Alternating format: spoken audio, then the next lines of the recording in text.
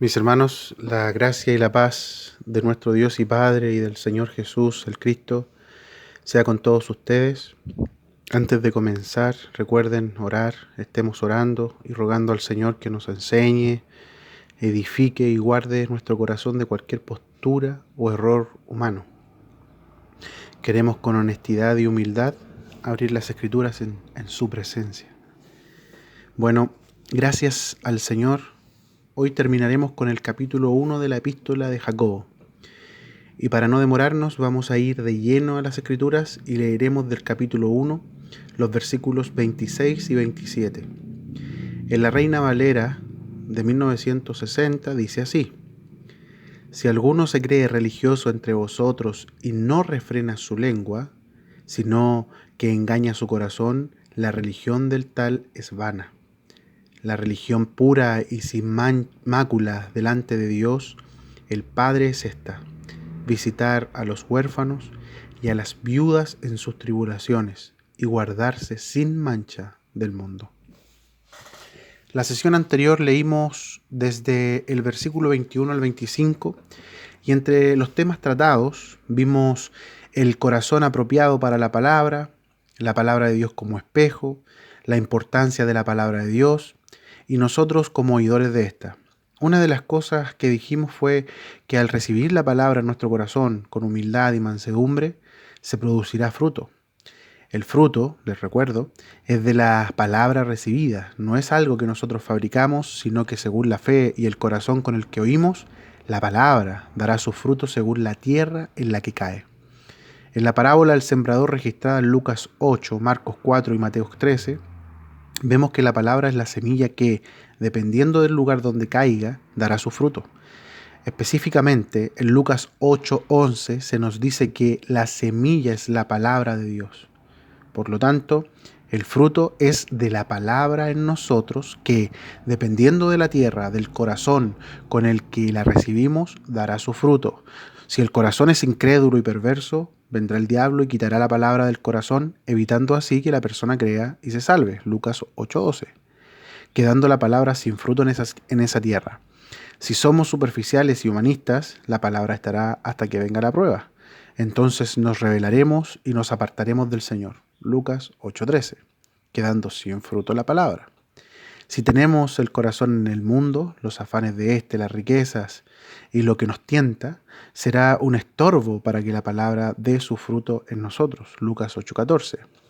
Pero si recibimos con un corazón correcto, humillados, meditando profundamente en lo que se nos muestra, sabiendo que no se nos calumnia, entonces, atesorando la palabra, ésta podrá dar su fruto en abundancia. Lucas 8:15. Mis hermanos, el fruto es evidencia exterior de una fe genuina interior. El fruto no es algo que te esfuerces por dar, es un producto natural de la vida que provoca la palabra en nosotros.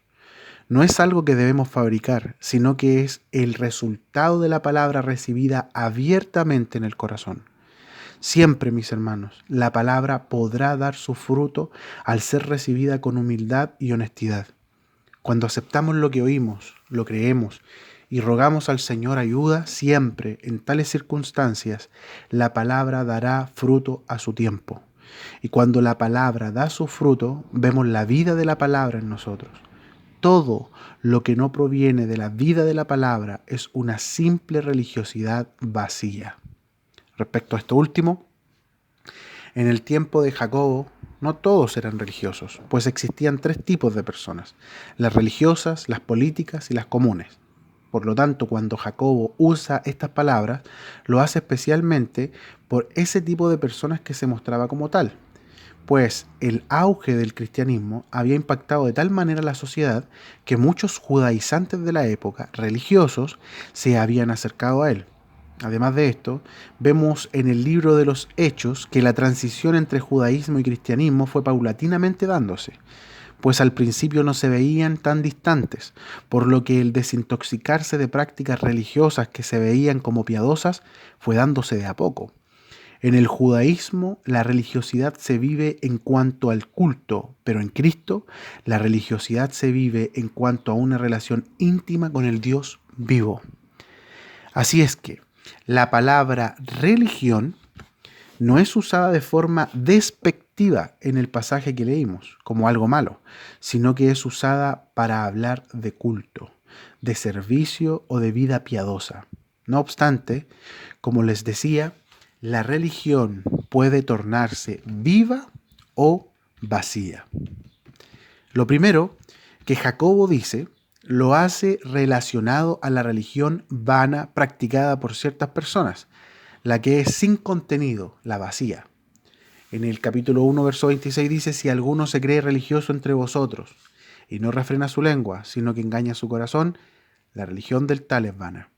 Mis hermanos, teniendo presente lo que se entiende por religión, es que nos damos cuenta que cuando se habla de religioso se refiere a una persona relacionada al culto a Dios o de alguna otra pseudo divinidad. En griego la palabra es treskos y de la traducción de esta palabra al latín, religiosum, es que tenemos en nuestra lengua, en español, la palabra religión. La palabra religión del latín religio significa y consiste en la acción y efecto de ligar fuertemente, en este caso, a Dios. Entonces podemos ver que se trata de alguien que dice estar fuertemente ligado y relacionado con Dios o con el culto a Él. Ahora, miren bien, Jacobo dice, si alguno se cree religioso entre vosotros, no dice si ustedes creen que una persona es religiosa. Esto quiere decir que hay personas que de sí mismos tienen un parecer, o sea, tienen una opinión de sí como personas religiosas. Personas que creen estar más cerca de Dios que el resto, por causa del culto, las ceremonias, etc. Personas que opinan de sí mismos de esa manera y no lo que otros piensan de ellos. Estas personas se creen muy religiosas delante de los demás, digamos que más consagradas. Recuerden, dice, si alguno se cree. O sea que no es lo que otros creen de él, es lo que él piensa de sí mismo, es la opinión personal acerca de sí mismo. Se cree a sí mismo religioso. Podríamos decir incluso que es alguien que practica su religión delante de los demás o alguien que demuestra a los demás estar muy ligado a Dios.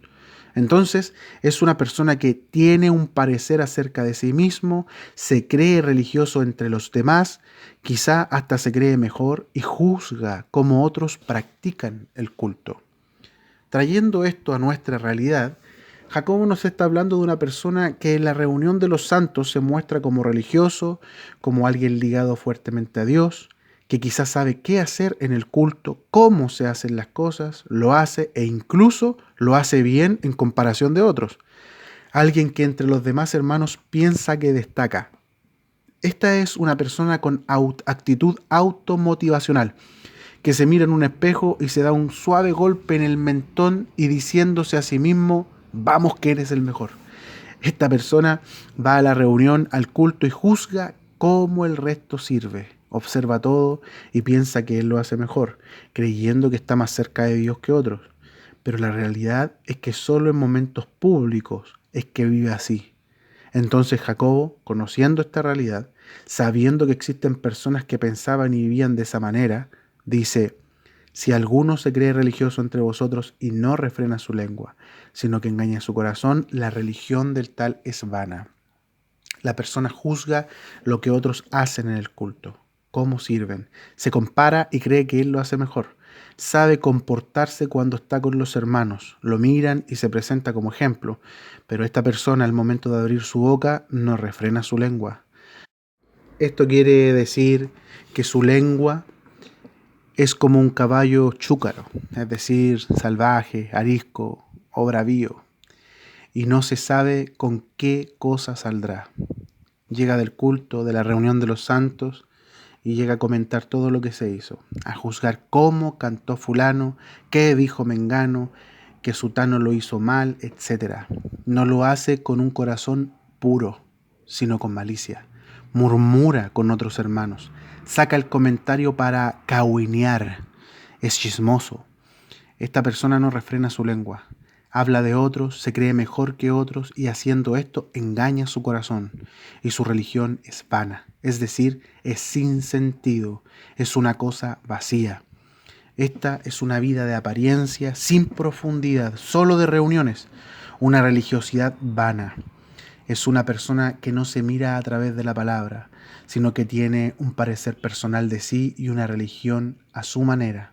Mis hermanos, la religión vacía o religiosidad vacía, es decir, de ir a las reuniones, de mostrarse ante otros como piadosos, como devotos de la fe, pero sin realidad espiritual, es algo vano. Jacobo está mostrándonos esto, pues alguien que solo está teniendo una vida de apariencia religiosa está viviendo una mala religiosidad. En el culto es una persona, pero fuera del culto es otra. Es alguien que al oír la palabra mira hacia afuera, quiere que otros escuchen, pero él no quiere escuchar. Recuerden, cada uno de nosotros cuando nos enfrentamos a la palabra, nos enfrentamos a un espejo. Somos aquellos que con atención miran al espejo o lo ignoramos mirando a otros a ver si les queda el sombrero. Dios quiere darnos realidad espiritual, no una simple religiosidad vacía de solo reuniones. Esto para el Señor es algo molesto. Mis hermanos, si hubo personas con las que el Señor fue duro al hablar, fue con los religiosos vacíos. Les voy a leer unos versículos para que se dé cuenta. Vamos a Mateo 23, desde el versículo 1 al 28. Voy a leer por partes lo que nos dice. Versículo 1. Entonces habló Jesús a la gente y a sus discípulos diciendo, noten que no es un discurso privado, es público. Se lo dijo delante de todos. Versículo 2. En la cátedra de Moisés se sientan los escribas y los fariseos. Así que todo lo que os digan que guardéis, guardadlo y hacedlo. Mas no hagáis conforme a sus obras, porque dicen y no hacen. Porque atan cargas pesadas y difíciles de llevar, y las ponen sobre los hombros de los hombres, pero ellos ni con un dedo quieren moverlas. Antes hacen todas sus obras para ser vistos por los hombres, pues ensanchan sus filacterias y extienden los flecos de sus mantos, y aman los primeros asientos en las cenas, y las primeras sillas en las sinagogas, y las salutaciones en las plazas, y que los hombres lo llamen rabí, rabí. Pero vosotros no queráis que os llamen rabí, porque uno es vuestro maestro, el Cristo. Y todos vosotros sois hermanos. Y no llaméis Padre vuestro a nadie en la tierra, porque uno es vuestro Padre, el que está en los cielos. Ni seáis llamados maestros, porque uno es vuestro Maestro, el Cristo. Imagínese, esto lo dijo en público, delante de todos. El Señor comenzó a reprender a estos hombres, hombres de religión, que delante de los otros se presentaban como ejemplo y que al prójimo trataban con pesadas cargas religiosas, que ni ellos podían llevar. Hombres de apariencia, pues todo lo que hacían era para ser vistos por el resto. Hombres que amaban el reconocimiento público, pero aquí tuvieron un azote público. Debemos cuidarnos de ser gravosos para nuestros hermanos, de ponerles cargas que no podrán llevar, solo para que sean como nosotros creemos que deben ser. El Señor nos libre de imponernos así a nuestros hermanos, pidiéndoles cosas que nosotros pensamos son de cristianos, condicionando su salvación a esas cosas. Conozco casos como este, pastores, entre comillas, que condenan a las hermanas porque se tiñen el pelo. He oído de casos donde se les ha dicho que se irán al infierno por esto. Son gravosos y vanos. También tenemos que cuidarnos de querer llamar la atención de los otros y de servir para que nos vean, de buscar reconocimientos humanos, como el que te llamen pastor o que te atiendan y traten diferente al resto. Hace algún tiempo tuve una conversación con una hermana joven de una congregación evangélica. Ella me preguntaba qué era yo. Quería saber si era pastor, evangelista o algo. La quedé mirando y le dije que en cuanto a los hermanos con los que me reúno frecuentemente, soy un simple hermano, el hermano Juan Carlos. Y luego le dije que en cuanto al Señor, quiero servirle como esclavo. No sé qué le parecerá a usted esa respuesta que ofrecí, pero ¿saben? Quiero confesarles que esa respuesta me la estaba dando a mí mismo, porque la tentación me invitaba a bailar, a presentarme como si fuera algo. Gracias al Señor pude darme cuenta de mis pretensiones, del orgullo vano esperando entrar a mi corazón. Debemos tener cuidado con enaltecernos delante de los hermanos, como simples hermanos unos de otros. Eso es lo que somos. No hay entre nosotros uno al cual debamos rendir culto fuera del Señor. Esto no quiere decir que no representemos cierta autoridad, pues la tenemos en Cristo, según nos delega Él, y la fidelidad nuestra a su palabra y servicio. Pero una cosa es respeto y sujeción, otra cosa es adoración. Y con esto me refiero, por ejemplo, a que debemos cuidarnos de atenciones especiales, tratos especiales. Permítanme ilustrar esto con la experiencia de un hermano. Llamaré a los protagonistas de la historia Pepe y Tito para guardar las identidades. El hermano Pepe me contaba que en cierta oportunidad acompañó al hermano Tito, ministro de la palabra, a compartir en una localidad. En aquel lugar tendrían que quedarse a dormir por lo retirado que se encontraba. Al llegar, le pasaron a cada uno de ellos una habitación para dormir y dejar sus cosas. Cuando Pepe llegó a su habitación, solo había una cama con colchón, sin sábanas, ni frazadas, ni cobertor, solo colchón. El hermano, como no tenía sueño, fue a conversar un rato con el hermano Tito, así que fue a su habitación. Tocó la puerta y Tito le dijo que pasara. Cuando Pepe entró, vio a Tito preparándose para dormir, en una cama con colchón, sábanas limpias, frazada y cobertor. Qué tristeza para el hermano Pepe. Este tipo de cosas es muy triste. ¿Por qué esa diferencia? Que el Señor nos libre y ayude. Luego Mateo continúa diciendo: el que es el mayor de vosotros sea vuestro siervo, porque el que se enaltece será humillado, y el que se humilla será enaltecido. Eran hombres soberbios y engreídos a los que se refiere el Señor. Se enaltecían ante el resto, se creían más que otros. Pero nótese, en público estaban siendo humillados. Porque recuerden, Dios al que se enaltece lo humillará, y al que se humilla, enaltecerá. Después sigue diciendo, verso 13, mas ay de vosotros, escribas y fariseos hipócritas, porque cerráis el cielo, el reino de los cielos delante de los hombres, pues ni entráis vosotros ni dejáis entrar a los que están entrando. Esto hace la religiosidad vana y falsa, la cual te priva de reinar con el Señor. Y si esto aprenden de ti las personas, entonces los privas a ellos también de reinar con Cristo. La palabra hipócritas que aparece aquí en el texto griego es hipokritai y se refiere a un actor bajo un personaje, es decir, que es alguien simulando, lo que nos permite entender que el Señor Jesús les estaba diciendo falsos a estos hombres, pues delante de las gentes no mostraban el verdadero rostro, solo actuaban. Que el Señor alumbre nuestros ojos en la forma que debemos caminar y en la honestidad de nuestra vida cristiana para con su persona y luego delante de los hombres, para que no andemos religiosamente vacíos, sino con realidad de vida. Pero esto todavía sigue. Versículo 14. Ay de vosotros, escribas y fariseos hipócritas, porque devoráis las casas de las viudas y como pretexto hacéis largas oraciones, por esto recibiréis mayor condenación. Un religioso vacío se preocupa solo por sí mismo. Las necesidades de otros no le interesan. En las Escrituras se nos habla mucho acerca de la viuda y de sus necesidades. El Señor tiene cuidado de aquellas viudas humildes, pero los religiosos a los cuales se expone el Señor solo pensaban en sí mismos, y lo poco y nada que tenían las viudas se lo quedaban, haciendo largas oraciones como excusa de lo que hacían, supuestamente espirituales. Esto es egoísmo, es egocentrismo. Pensar en mí antes que en mis hermanos, eso es ambición.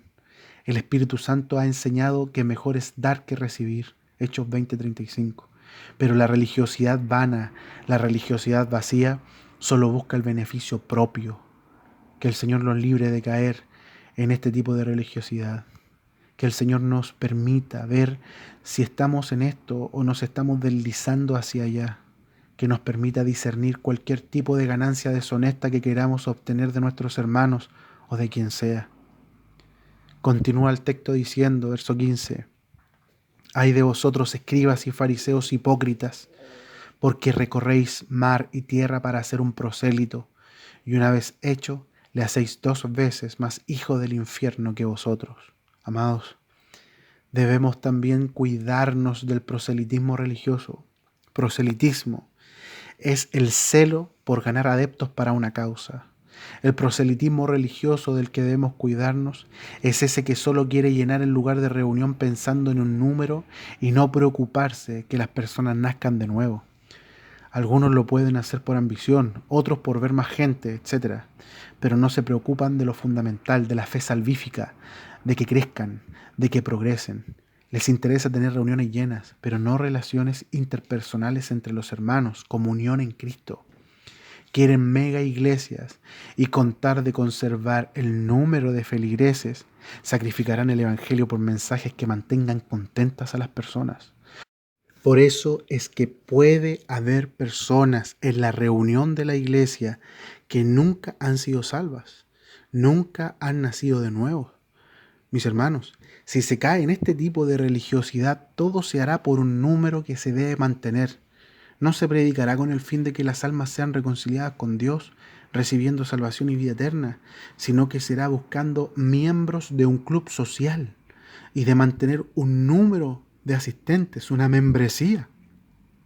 Se busca llevar a las personas a lugares donde se sientan cómodos, pero no a la presencia del Señor. Se busca el número, se buscan cifras, pero no realidad espiritual. Después dice, verso 16, «Ay de vosotros guías ciegos, que decís, si alguno jura por el templo no es nada, pero si alguno jura por el oro del templo es deudor. Insensatos y ciegos, porque ¿cuál es mayor, el oro o el templo que santifica el oro?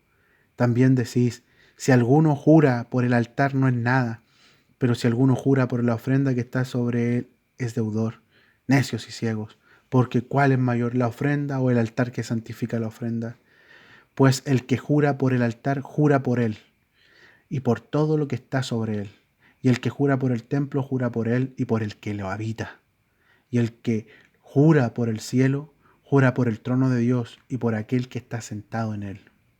Mis hermanos, que el Señor nos libre de caer en la religiosidad que pone su atención en el oro del templo, en las ofrendas, en el culto, pero se olvida de la presencia de Dios en medio nuestro, que se olvida de la habitación de Dios en nuestros espíritus. El que santifica el oro, el que santifica el templo, el valor del cielo proviene de Dios, proviene de la presencia de Dios. Dios es el valor del templo y la santificación del oro. Es Dios el Señor. Si Dios está en medio nuestro y todos lo sabemos, espontáneamente habrá reverencia en nuestras reuniones y todo lo que hagamos será santo. Debemos procurar pedirle al Señor que grabe en nuestro corazón el hecho de que Él nos habita. Esto quiere decir que la razón por la que nos comportamos con reverencia y con respeto ante la gente y los hermanos es debido a que el Señor nos habita y sabemos confiados que Él está presente. Pero si usted se comporta piadosamente, entre comillas, ante los hermanos, cuidando sus hechos y palabras, y fuera de las reuniones vive como quien no le importa nada, haciendo y diciendo lo que quiere, entonces anda en esa mala religiosidad. Esto deja en evidencia que la razón por la que con los hermanos se comporta de una manera es por mera religiosidad, vacía y vana religiosidad, la religión de los hipócritas, de los que actúan como algo que no son. Si andamos así, deberíamos preguntarnos si es que hemos nacido de nuevo. Y si estamos seguros que nacimos de nuevo, pidamos a Dios que permita comprender que Él nos habita. Lo que hacemos y decimos es en su presencia. Dios está allí y no dejará de estarlo. Podemos decir y ofender a muchos y no nos importa, pero hermanos, Dios está allí. La importancia viene de que Dios está allí, habitándonos. Entonces podemos comprender que todo el respeto que debemos tener en las reuniones con los hermanos es el mismo respeto que debemos tener fuera de las reuniones, en nuestros trabajos, en nuestras casas, en todo lugar. ¿Por qué? Porque Dios está allí. La ofrenda es santa porque Dios está allí santificándola. El lugar de reunión es santa porque Dios está allí santificándolo. Nuestros hermanos son santos porque Dios habita en ellos. Este punto es crucial. La diferencia entre la religión vacía y la viva es la conciencia de que Dios está allí, de que Dios nos habita y que está en todo lugar y momento. Tristemente, muchas veces se ven hermanos que piensan que el Señor solo está en la reunión y olvidan que Dios les habita. Esto es una religión vacía, es pues una religión viva, es la que te ha ligado fuertemente a Dios, y esto es lo que en Cristo tenemos. No es solo un culto, no es apariencia, es una relación. Luego dijo el Señor, versículo 23. Ay de vosotros, escribas y fariseos hipócritas, porque diezmáis la menta y el eneldo y el comino, y dejáis lo más importante de la ley, la justicia, la misericordia y la fe. Esto era necesario hacer sin dejar de hacer aquello. Guías ciegos que coláis el mosquito y tragáis el camello. Los hipócritas a los que se refiere el Señor eran superficiales, no profundos. Les preocupaba lo exterior, lo que el hombre veía, no lo que Dios veía, porque era una religión vacía. Dios no era el centro. Se preocupaban de pequeñeces, pero no de lo profundo y permanente. Mis hermanos, en esto es fácil caer, envolverse a una religión vacía que enseña cómo se deben vestir, qué fiestas celebrar, qué comidas comer, pero que no se enseña a relacionarse con el Dios santo, justo, misericordioso y amoroso que está en medio nuestro. Antes de preocuparse del exterior, primero intentemos ver el interior. Si el interior va bien, progresivamente habrá una muestra exterior. Pidamos ayuda al Señor para ser profundos, para preocuparnos del interior antes que juzgar por lo externo. Después leemos versículo 25. Ay de vosotros, escribas y fariseos hipócritas, porque limpiáis lo de afuera del vaso y del plato, pero por dentro estáis llenos de robo y de injusticia. Fariseo ciego, limpia primero lo de dentro del vaso y del plato, para que también lo de afuera sea limpio. Ay de vosotros, escribas y fariseos hipócritas, porque sois semejantes a sepulcros blanqueados que por fuera, a la verdad, se muestran hermosos, mas por dentro están llenos de huesos de muertos y de toda inmundicia. Así también vosotros por fuera, a la verdad, os mostráis justos a los hombres, pero por dentro estáis llenos de hipocresía e iniquidad. ¡Qué fuertes declaraciones! La religiosidad vacía se preocupa de lo que ve el resto, pero no del corazón. Se preocupa de fabricar cosas, no de la vida que emerge producto de la palabra. El Señor conocía a estos hombres, les reprendió por ser falsos, y mis hermanos, nosotros no estamos libres de ser reprendidos de esta manera, o de volvernos sepulcros blanqueados o vasos y platos sucios, preocupados del exterior antes que del interior, donde el único testigo es Dios. Este pasaje es realmente duro. El Señor en reiteradas oportunidades los llama hipócritas, es decir, personas que actuaban ante los demás, fingían ser piadosos, pero no lo eran. O sea, alguien que no es lo que dice ser. Vive una vida de apariencia ante los hombres y no una vida real ante Dios. Mis hermanos, quizás nosotros no seamos falsos en lo que creemos y pensemos que esto es para otros, pero quisiera advertirle que no baje la guardia, porque es fácil caer en esta religiosidad de apariencias ante los hombres y de poca realidad ante Dios. Nos podemos volver actores y deshonestos, preocupados de lo superficial, de lo que los hombres pueden ver, pero no de Dios que nos habita. Ejemplo de caer en esto lo tenemos en Gálatas capítulo 2, donde se registra lo ocurrido con Pedro y Pablo en relación a la hipocresía de Pedro al ver a los judíos que Jacob había enviado.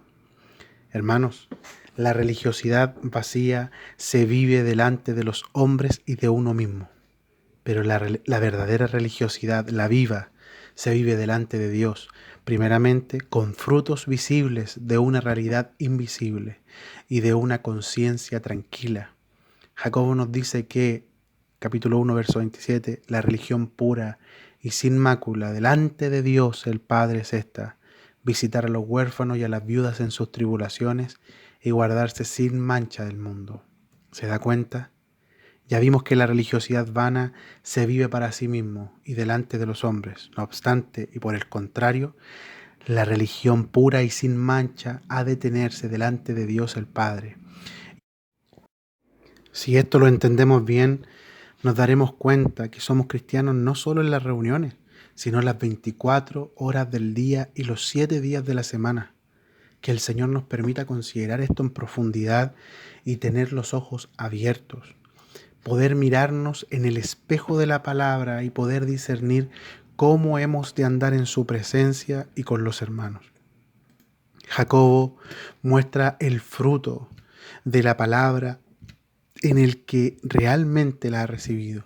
Una vida fuertemente ligada al Señor, donde su principal objetivo es caminar con Dios y relacionarse con Él íntimamente.